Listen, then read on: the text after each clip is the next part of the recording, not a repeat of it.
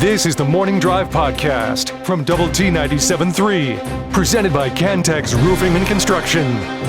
I'm Mike Hebert, owner of Cantex Roofing and Construction. Every day is game day, and we'll get it right when it comes to your roofing, construction, windows, and mirrors. Call Cantex Roofing and Construction today. Together, we are one serving you.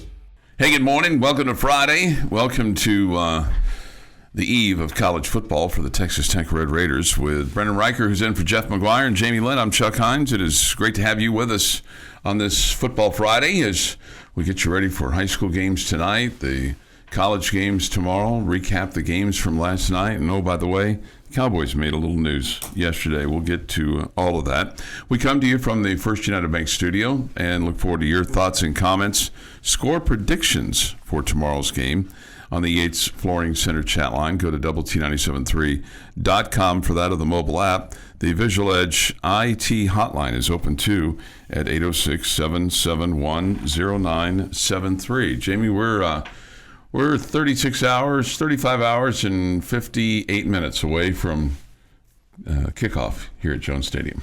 Can't get here soon enough. Cannot get here soon enough. And we look forward to all that's going to transpire tomorrow as Texas Tech takes on Arkansas Pine Bluff. Our Optimum Game Day live coverage begins at 7 a.m. Take you all the way up to the kick. And then after the game, it's the Double T 97.3 Coors Light postgame show from the Overton Hotel and Conference Center. We invite you to come by and see us. So as you sit here on this eve of college football for the Red Raiders, anticipation never been higher. Expectations never been higher. And just kind of, now you get to kind of bask in it a little bit, and then tomorrow you roll it out and see a little bit about what you got.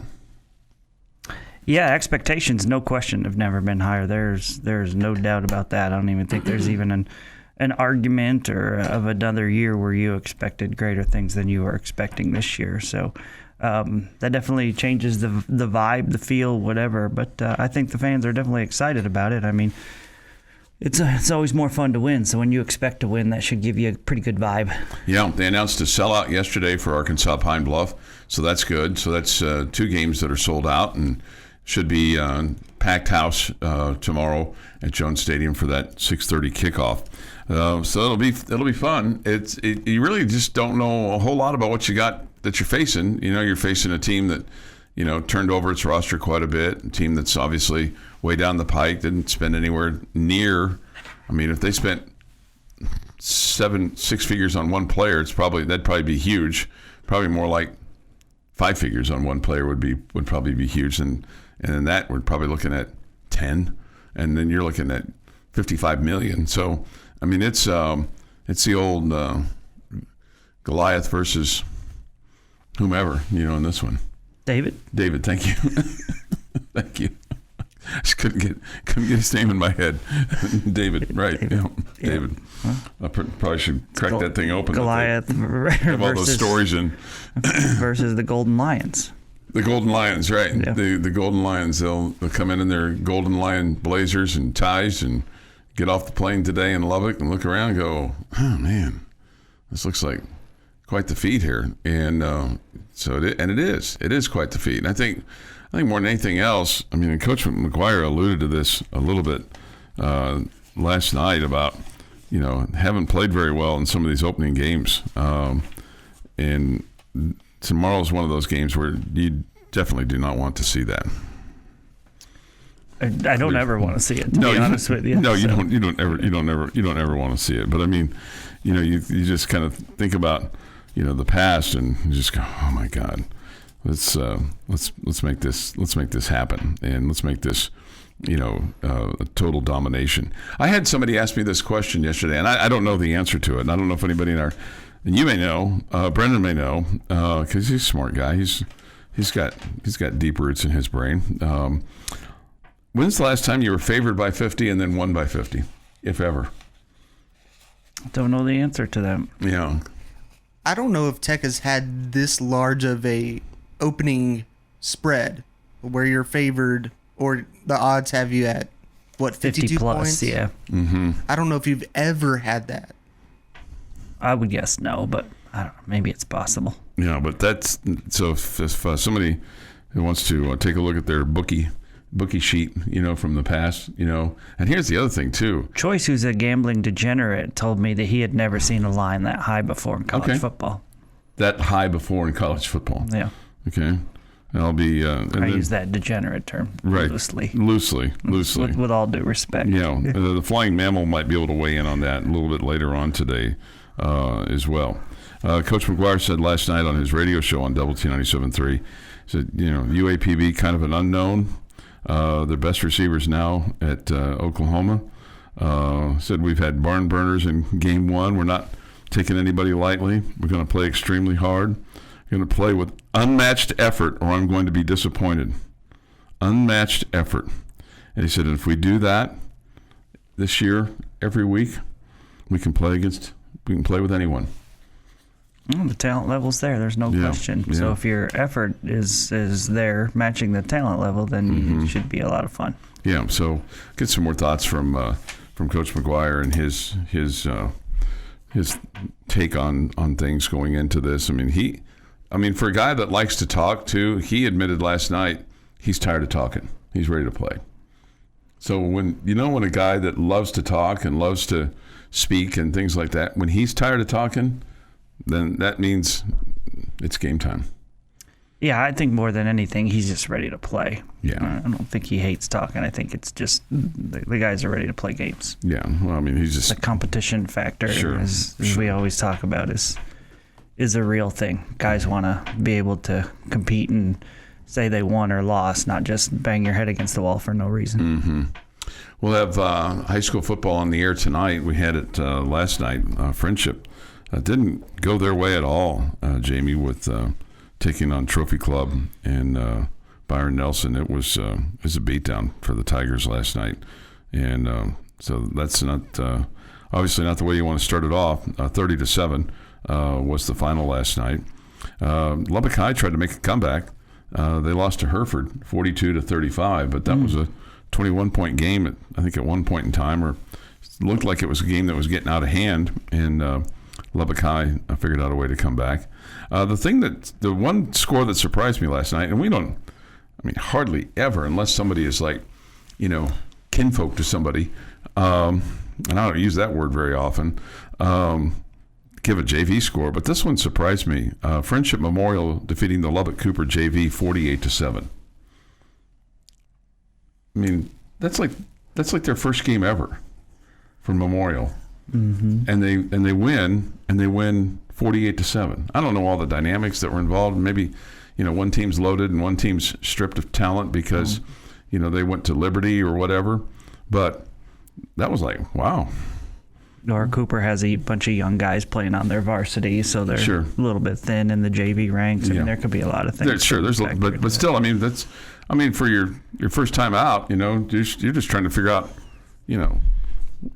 the name of your team, Panthers. Looks like they figured it out. It looks like they did figure it out, yes. Your daily dose of sports and fun. This is the Morning Drive Podcast from Double T 97.3, presented by Cantex Roofing and Construction. Let's shift our gears here a little bit to the NFL and the Micah Parsons project, which is no longer a project in Dallas, Jamie. It's now a full-fledged new business in Green Bay, Wisconsin. What was your take on the trade yesterday? A couple of first-round draft picks. You get a defensive guy who was a first-round pick in his day, kind of on the downside of his career, with him going to the Cowboys as well. I think you want to analyze. I think a lot of people want to analyze and who's the winner, who's the loser, all this good stuff. First off, Micah Parsons is the winner. He gets a massive deal from the Packers, so I don't think there's any question there that Micah Parsons ultimately got what mattered to him the most, and that was to be the highest paid defensive player in the league. I 100% believe that was a massive part of this. I think there are certain times where it's unfair to judge the team that's trading a guy because this dude had become just such a huge distraction. Mm-hmm. He's proven over the years not to be a very good teammate. with comments that he has made to the media about his teammates, about his coaches, all the above, yet you still bend over backwards to try to, because he's a great player, make it work for you. But with what went on Friday night, I don't know how you come back from that.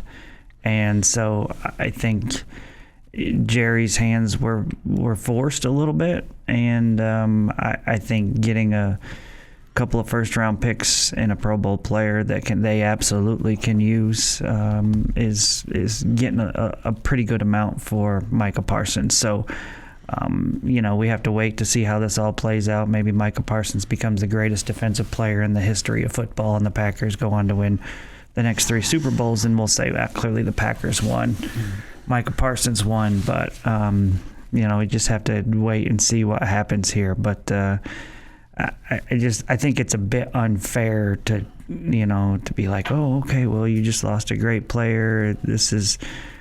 I think this is on all 3 parties. I think this is on Jerry. I think it's on Micah, and I think it's on the agent. I think there are 3 massive egos involved. Clearly, Micah, by all accounts, he agreed to something that he shouldn't have. And then his agent told him you shouldn't have agreed to it. And then Jerry went to the agent with the deal, and the agent, maybe he didn't use the words that Jerry suggested he used. Maybe he did. I don't know. But it became no, we're not taking that deal, even though Micah had initially agreed to it on his own. So I think all 3 parties are morons. I'm just thrilled that I'm begging you, Chuck Heinz, after today that we don't talk about this anymore. Okay. I mean, we have to today. Did I just say after today? After today. I said after today. Begging. I think all 3 are morons. I wish they all 3 would go away. And I'm just glad the saga is ending. Yeah, it feels like, just take a couple things from your comments there. It feels like for the Packers to have won this trade, they have to win a Super Bowl with Micah Parsons. For the Cowboys, they've kicked the can down the road a little bit because you don't know what they're going to get with those first-round picks. I mean, because the Packers are really good, those draft picks are going to be middle of the first round, and it's not going to be – I mean, you're going to get a good player. You may not get a great player. Right. You may not get a – Well, the truth of the matter is the Cowboys weren't going to be good with Micah Parsons anyways. Mm-hmm. How many more games were you going to win with him versus without him? I don't know. You were going to be a middle of the pack, maybe make the playoff team, maybe with him. So, I think the other thing that this allows you to do is it's going to allow you to pay some other players because you're saving a tremendous amount of money, and you already have some bad contracts with Dak Prescott specifically. And and this is where you get into the part where Jerry has messed up, right? You've overpaid in other situations, and so it's put you in a bad spot.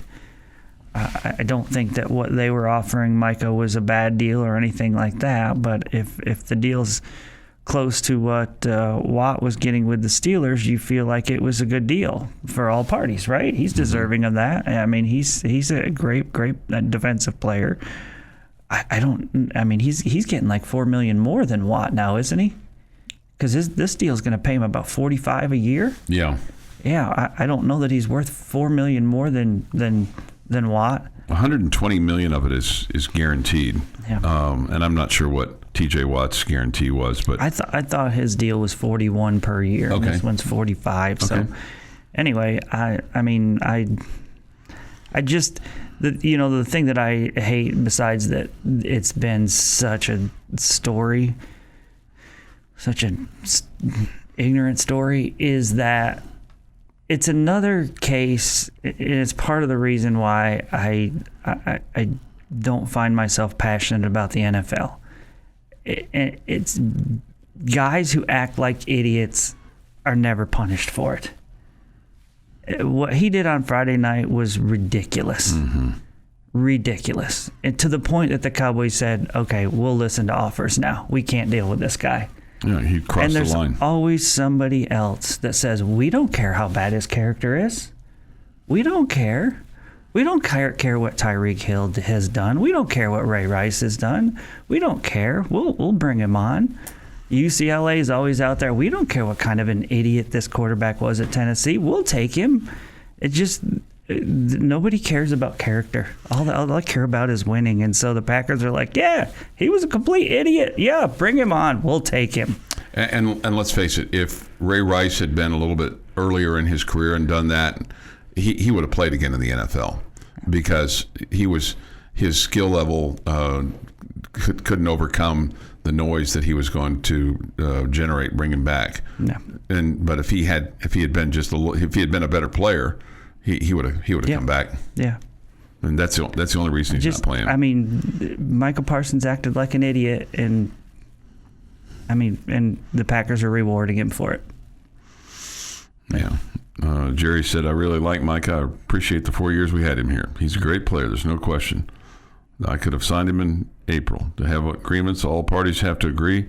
That was by design. There's not an ounce of vindictiveness. Well, it'll be interesting to see what the Cowboys are able to do with those draft choices. And I also feel like, because it's Jerry involved here, that Jerry has heard enough media members ragging on him for always losing these battles with these players that he's like, I'm not losing this one. I'm going to show everybody I'm not going to lose. I'm not going to give him exactly what he wants. It's just dumb. The Morning Drive podcast from Double T 97.3 is presented by Cantex Roofing and Construction. And next, Jamie's question of the day, which will not be Micah Parsons related. Jamie's question of the day on Double T 97.3 is brought to you by Connecticut of West Texas. Today's question of the day, how does it make you feel? How do you feel inside knowing that Micah Parsons is gone? Just kidding.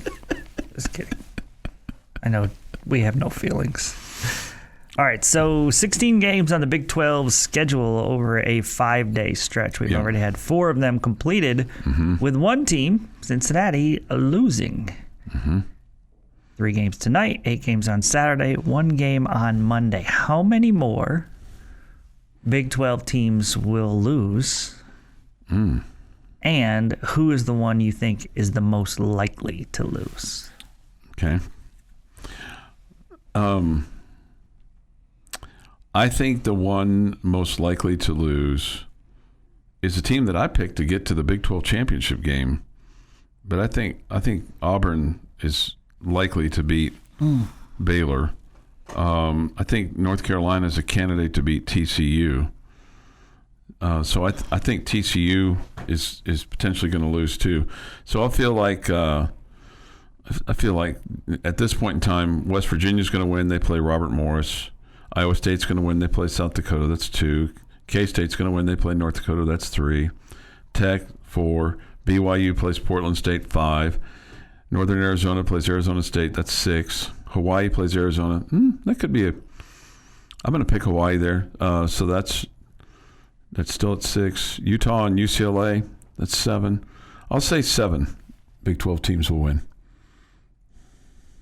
Did I ask how many would win? I asked how many would lose. But listening is sometimes a challenge. So North Carolina's going to lose. So Arizona's going to lose, and Baylor 3. Okay. 3 are going to lose. Our math was way off. Because you still have 12 games remaining. I know those other teams are going to win. So you were saying 7 were going to win, 3 are going to lose. So I guess 2 are going to end in ties. No.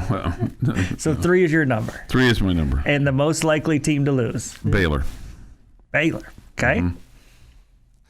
I'm going to say 2 for the rest of the weekend. I think Georgia Tech's going to beat Colorado. I think that's a better Georgia Tech team, and that's a Colorado team that's going to have to answer some questions after losing some key pieces last season. And then I also think Arizona's going to lose to Hawaii. I think Hawaii is going to pull off the upset. I don't think Arizona's a good football team at all. I don't have any faith in them to compete in year 2 under Brett Brennan.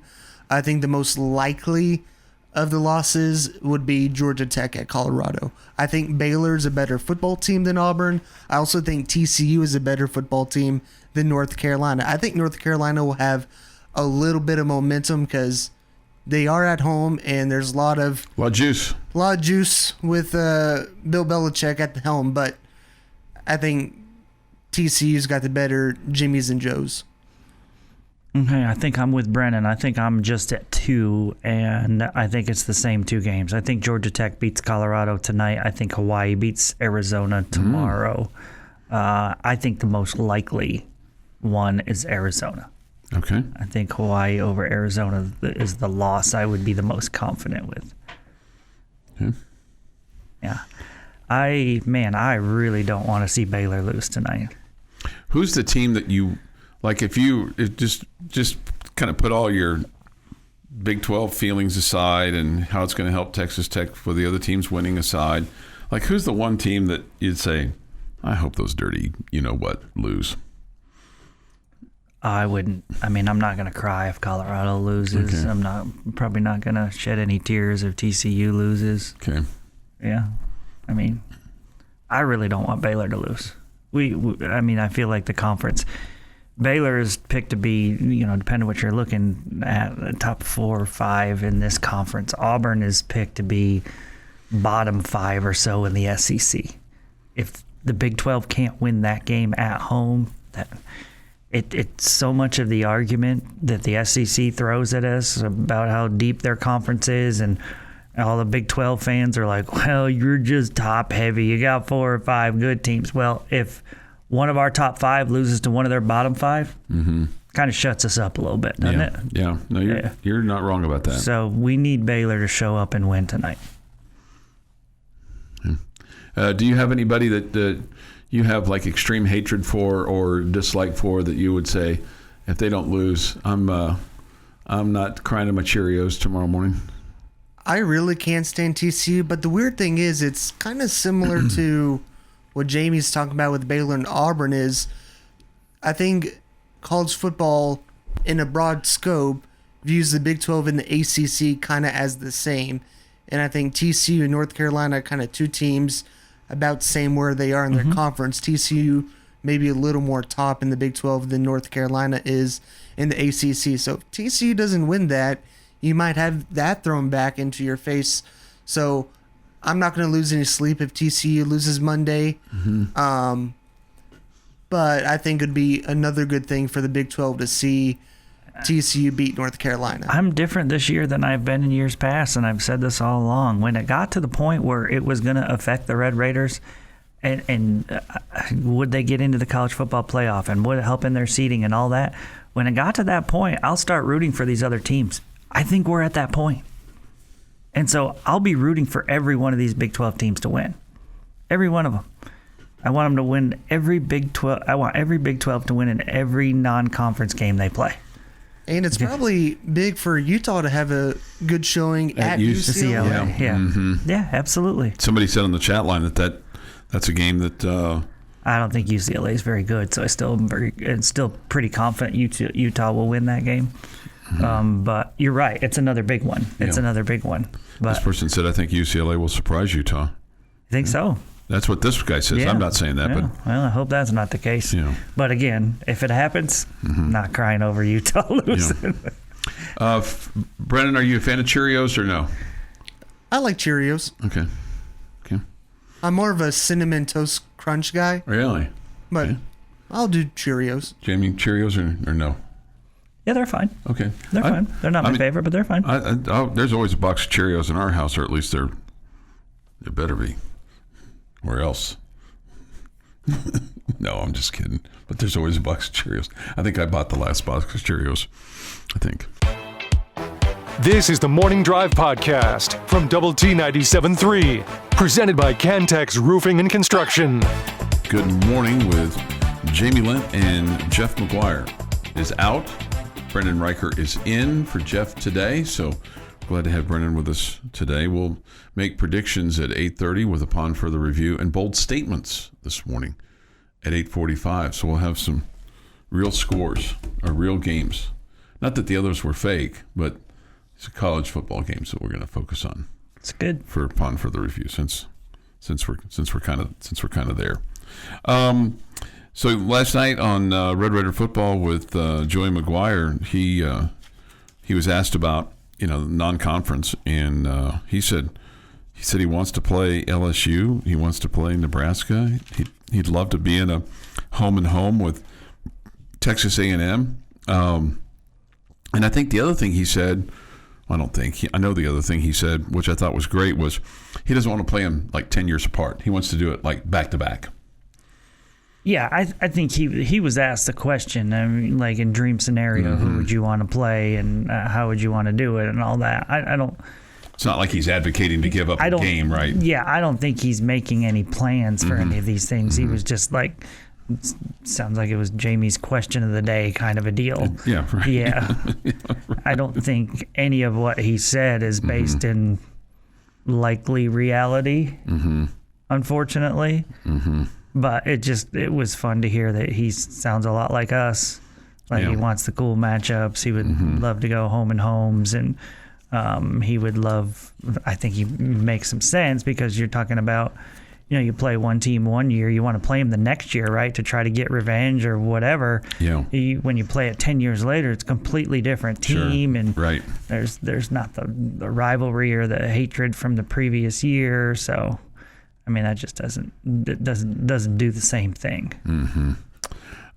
He is really in touch almost at the beginning about this, about one of the big things that really was huge for them in the offseason was being able to retain their core. I mean, and you retain their core by, probably increasing the amount that you paid them and providing all the things that you're providing and the opportunity to win at a big level. But Baron Morton, Caleb Douglas, Coy Aiken, Bryce Ramirez, Jacob Rodriguez, obviously. Yeah.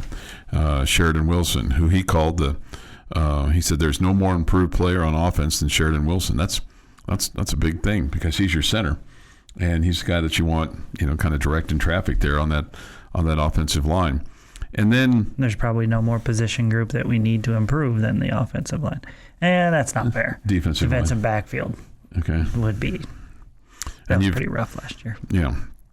He's talked several different times at different venues about how Mac Brown helped Texas Tech get Howard Sampson.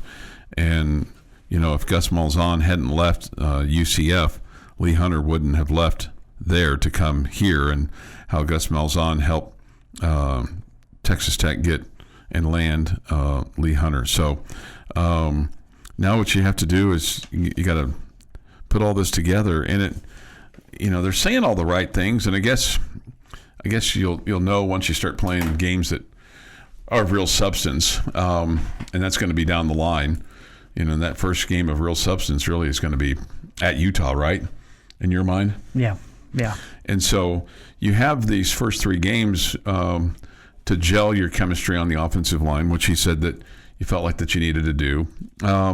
There's probably some of that needs to take place along the defensive line as well. Just knowing how this guy's going to react to this, or how this guy's going to do this, and then how you're going to be able to rotate things. Because, if depth is a strength of this team, then we should see multiple combinations tomorrow, right? Yeah, surely. And you want to see, dominance. You want to see effort. You want to see, good football. And, one of the things that really hurt Cincinnati last night in their game against Nebraska were pre-snap penalties. And that certainly that's a challenge for all teams. But early on, you have a chance to, especially against a team like Arkansas Pine Bluff, and you're going to be playing at home, so you shouldn't be bothered by any noise at all. So hopefully you can kind of mind your P's and Q's and not have those pre-snap penalties, and maybe get off to a good start so that you don't have it in the back of your mind going, I can't jump off sides, and then all of a sudden you're jumping off sides, or you're moving before the ball snapped. But it all starts with what's going to happen tomorrow with Texas Tech and Arkansas Pine Bluff. Coach McGuire did say he did bring up some new guys And so it's going to be fun to watch a guy like Leighton Stone to see what he can do from a kick return standpoint, or maybe he gets to play some at a receiver spot, late in the game. Who knows? He may be a guy that is playing in first quarters of games before it's all said and done. Yeah, we'll have to wait and see. You have a pretty deep, wide receiving core. Mm-hmm. Some of those young receivers like Leighton are definitely talented. There's no doubt about it. But you've got a pretty veteran receiving core, so there's one position group that's probably hard to break into as a freshman. That would be one of them, I would think. Mm-hmm. Yeah, I would think so too. One of the guys that you've brought in and the guys you brought back. Yeah. Sheila Wood last night, the defensive coordinator, talked a lot about the culture and really complimented the players from last year that are carrying over to this year to helping the guys that they recruited and helping get that done. And so he also said, with regard to Jacob Rodriguez, that he's earned everything that he's gotten. He's very consistent, sets the tone, does everything like a pro. He's lucky as a coach when you get to work with somebody like him. And really, a lot of his linebackers, he said, you just got to coach them up when they get on the field. He's really high on John Curry. Called him a really, really smart football player. And just in general, in the classroom and football. Well, he went to an LISD school. Of course, he's a smart guy. He's from Lubbock, right? Yeah. He's a Lubbock kid. Right. Let's make him smarter out here. That's right. He talked about his work ethic and his ability to learn the will linebacker spot and the star position. So the other thing we learned about Sheil Wood, we learned what his first name is. His first name is David. David Sheil Wood Jr., named after his dad. Sheil is his paternal grandmother's maiden name. And apparently there's a Sheil Lake somewhere in Scotland. Yeah. So that was pretty cool. Mm-hmm. That was pretty cool. All right. 8:10 this morning. Score prediction. We also learned that he's still intense. He is very intense. Yeah. There's no Mickey Mouse with him, is there? Man alive. I'm a fan. He's straight laced, down to business. I like it. There's no wishy-washy, chop suey, Arkansas, Cheerios, not knowing who David is, in that guy's mind. He's straightforward. The Morning Drive podcast from Double T 97.3 is presented by Cantex Roofing and Construction. Jamie Lent and Brendan Reicher's in for Jeff McGuire this morning. I'm Chuck Heinz. It's nice to have you with us today. Jamie, this came out from it didn't forward like I wanted it to. All right, I'm going to ask you another question. My other question for you was, okay, so some people have put some scores up like Arkansas playing both getting 10 points. Okay. Would you rather see them get 3 field goals or a touchdown and a field goal?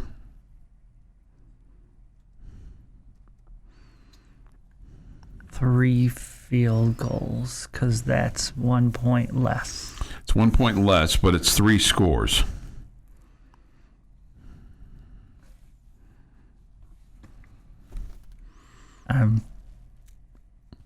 Well, it's 3 scores versus 2 scores. No, yeah, I get it. Which would you rather? The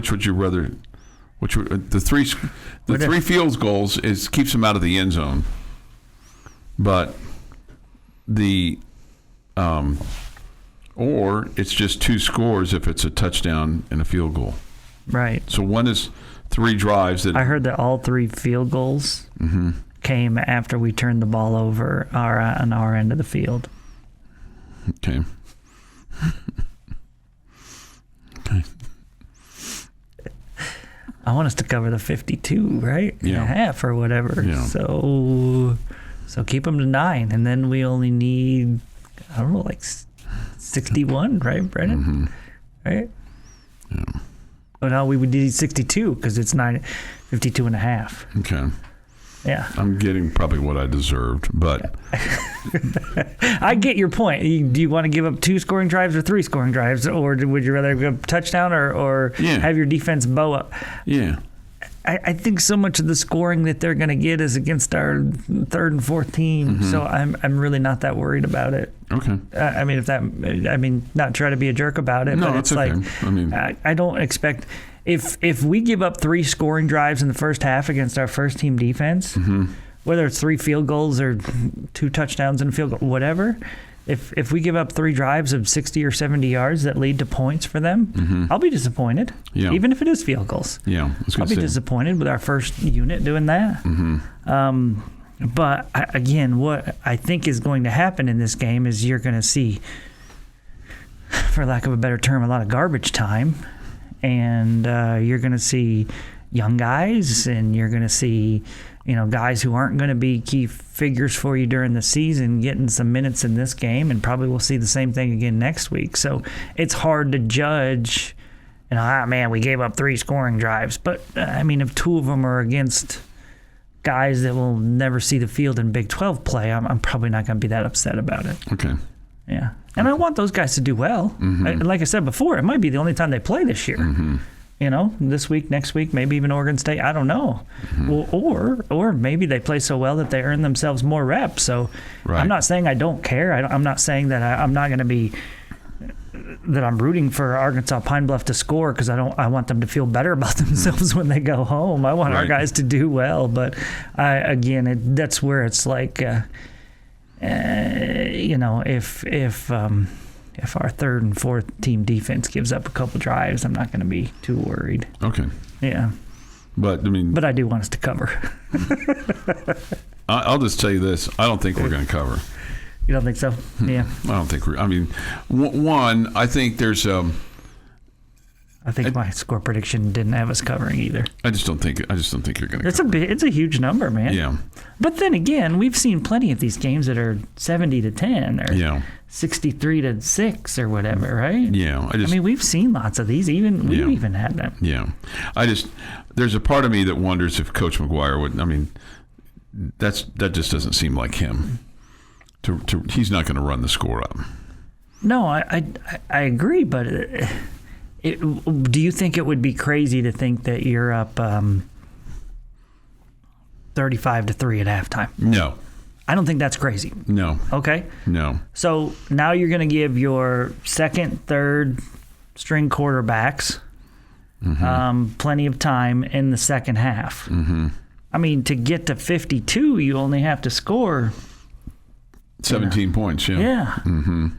And 2 full quarters, almost full quarters, because I think Barron will still start this first drive of the second half. Yeah, I think he's going to come out in the third quarter, and he's going to play at least a series or 2.